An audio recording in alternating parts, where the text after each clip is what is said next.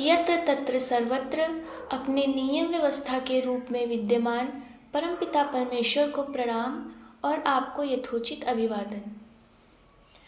पूर्व के वीडियो में आपने यह जाना कि ईश्वर नामक अनंत रहस्यमय तत्व क्या होता है।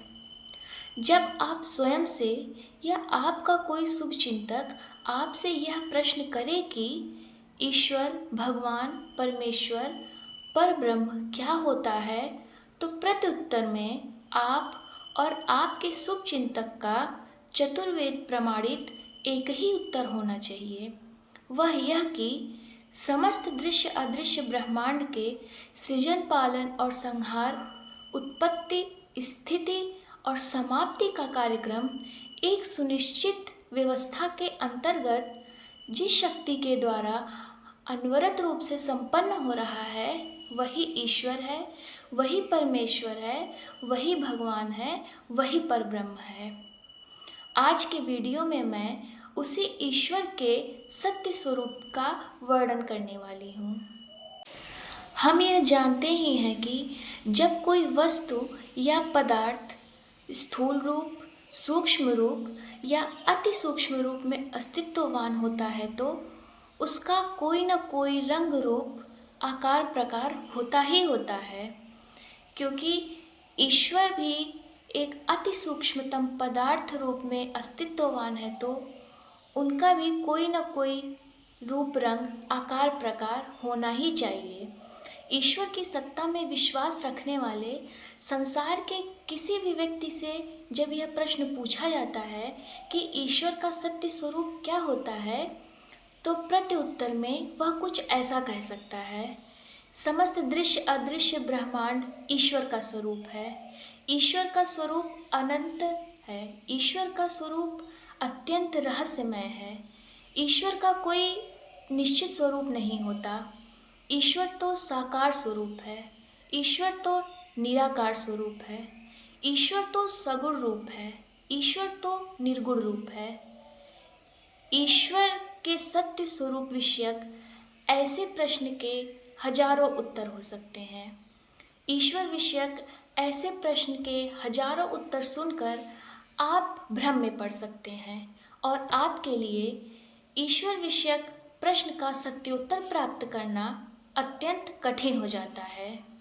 जब किसी ज्ञानी अर्थात चतुर्वेद मर्मज्ञ या जब किसी तत्वान्वेषी या तत्वदर्शी से पूछा जाता है तो उसका एक ही उत्तर होता है, ईश्वर सच्चिदानंद स्वरूप है।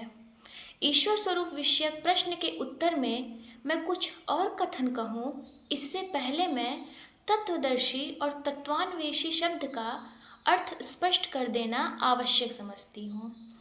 तत्वदर्शी उस मनुष्य को कहते हैं जो चतुर्वेदादि सतशास्त्रों का अध्ययन करके ईश्वर तत्व को समझने का उद्यम कर रहा है, और तत्वान्वेषी उस मनुष्य को कहते हैं जिसने अपने भाव, विचार, व्यवहार में अष्टांग योग को सिद्ध करके अपने अंतःकरण में ईश्वर तत्व का पूर्ण साक्षात्कार कर लिया है।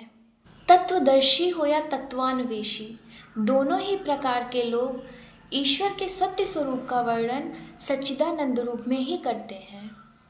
सच्चिदानंद शब्द 3 स्वतंत्र शब्दों का एक समूह है, जिसमें सत शब्द का अर्थ है सदा विद्यमान रहने वाला, चित शब्द का अर्थ है सदा ज्ञान युक्त रहने वाला, और आनंद शब्द का अर्थ है सुख दुख से मुक्त, सदैव साक्षी अनुभव में रहने वाला। वर्तमान हिंदू धर्मानुयायियों का एक विशेष समूह तो एक दूसरे का अभिवादन करने के लिए जय श्री सच्चिदानंद का संबोधन भी करता है।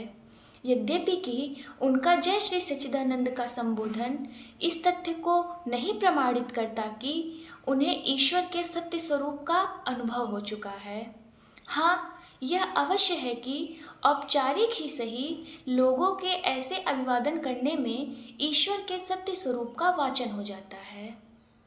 ईश्वर के सत्य स्वरूप को स्पष्ट करने के लिए मैं आपको यजुर्वेद अध्याय 40 का 8वां मंत्र सुना रही हूँ, जिसमें परमपिता परमेश्वर कहते हैं कि सपर्यगाच्छुक्रम अकायम अव्रणम अस्नाविरम शुद्धम अपापविद्धम कविर्मनीषी परिभूः स्वयंभूः यथा तथ्यो अर्थान व्यदधात शाश्वतिभ्य क्षमाभ्य।